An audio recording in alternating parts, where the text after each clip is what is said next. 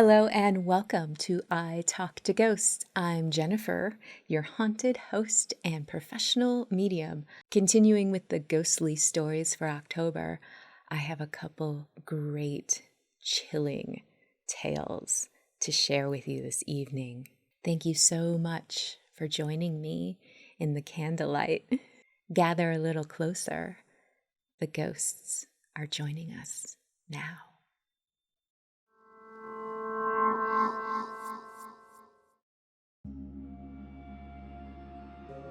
I want to tell you about this strange experience I had while hunting with my father-in-law.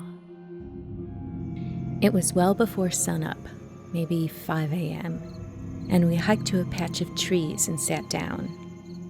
He was maybe 70 yards south of me, with me facing out into a clearing. He had a flashlight, and I didn't have one on me at the time. It was so dark, you couldn't see your own hand in front of your face. After about 20 minutes, I hear something really big walking maybe 10 yards in front of me. From the sound of the leaves and branches breaking, it sounded human size. It startled me, and I loudly called for my father-in-law to turn on the flashlight. Right in front of me, where the noise was coming from, I heard his voice say, "Nah, it's cool." The noise happened again about 10 minutes later, and I called out to him, assuming it was him making the noise. No response, so I made my way over to his camp and asked him if he had just walked near me. He swore he hadn't gotten up the whole time and was confused why I would have heard his voice.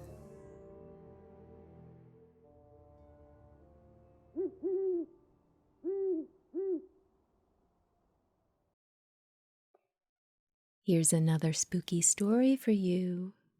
Enjoy.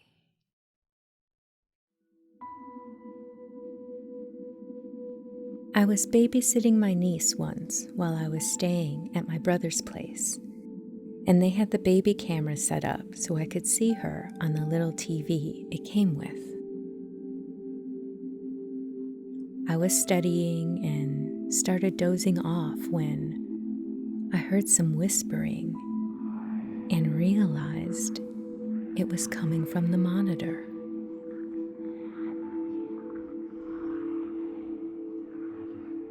Initially, I thought it was some feedback or something, but when I looked at the TV, there was a dark shadow near my niece's crib. I have never been more terrified in my life, but the shadow was clearly there where it had not been before. I ran to my niece's room and looked around and saw nothing.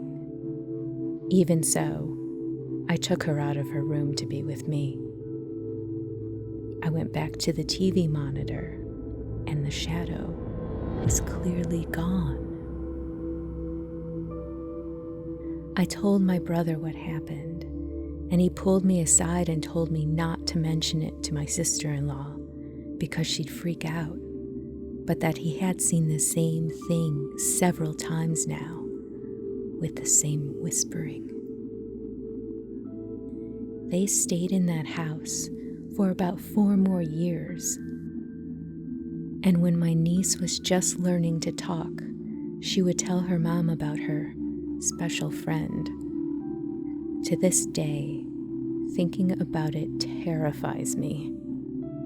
When they moved out, my brother told me my niece had become inconsolably sad because she would miss her friend.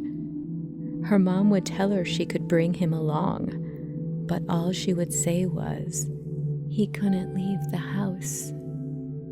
We have never, to this day, told her about that shadow, and she apparently never saw it.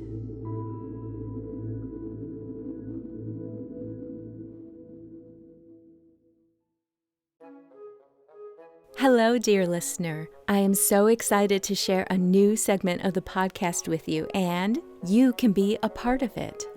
Would you like to receive a free spirit reading with me? Enter for your chance at italktoghosts.com/guest. Each week, I'll randomly select a name from the list to be a guest on the show. Together, we will talk to the spirits who wish to communicate with you, and our session will be featured on a future episode of I Talk to Ghosts. The spirits are waiting. Enter now at italktoghosts.com/guest.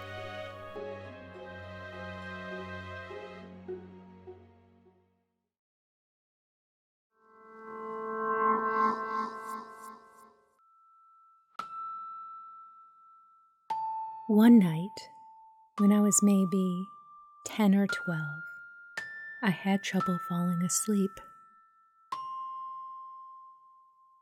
My bedroom was the entire top floor of our house, with my bed and such being on the left side, and storage closets and a play area being on the right. I was lying in bed when I heard a noise from the other side of the room, and I see my rocking horse begin to rock. It was just sitting outside of one of the storage closet doors, and it proceeded to rock its way halfway across my room and stop dead under the ceiling light. At this point, I was freaking out and just buried my head under my blankets and never peeked out again until morning. It was all confirmed not to be a dream, as the rocking horse was still in the middle of my room when I woke up. Furthermore, I got a stern reprimand from my parents for being up out of bed playing with my toys well past my bedtime. Their bedroom was directly below the storage closet play area and had heard the creaking of the rocking horse shuffling across the room.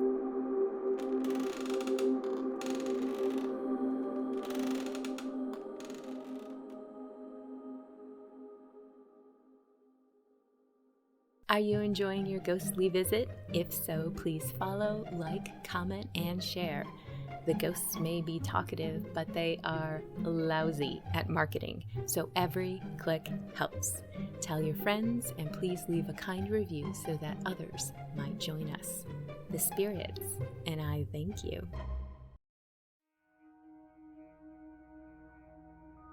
I was living in a house in Laguna Beach that had been there since the 1920s.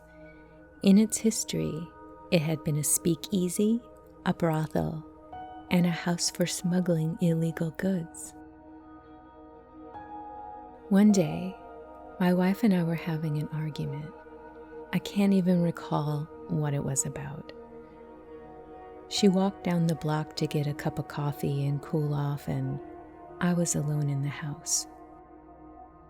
The way the place was built was incredibly haphazard. There was a bedroom and a living room on one side, and then a bathroom with 2 entrances. On the other side of the bathroom was a hallway that had windows on one side and 2 bedrooms on the other. From my bedroom, I could look across the hall into the bathroom, and then through the bathroom and down the other hall. I was standing at my dresser, and I just noticed movement out of the corner of my eye, and I looked down there.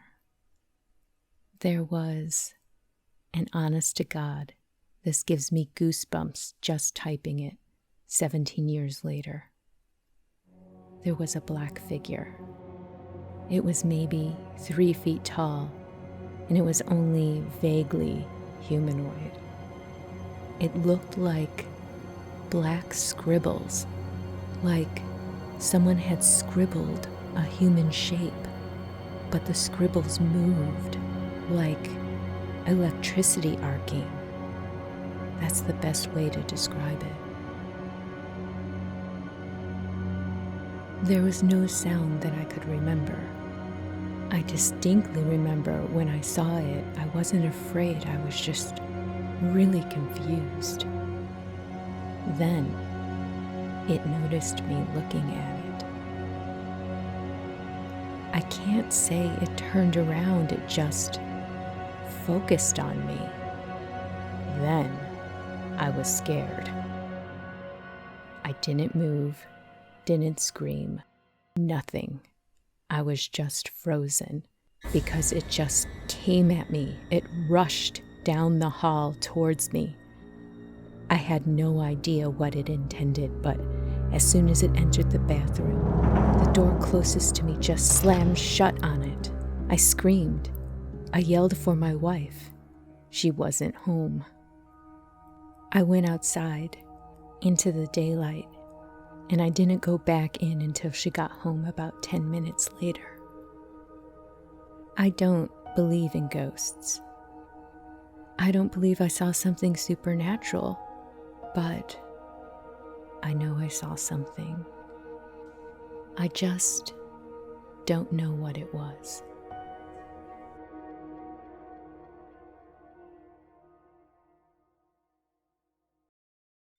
I hope you've enjoyed the ghost stories I shared with you this evening. I absolutely love sharing these tales with you.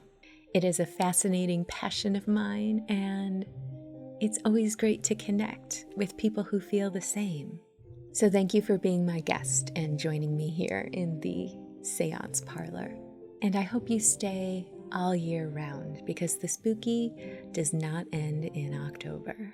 Keep things spooky, and good night.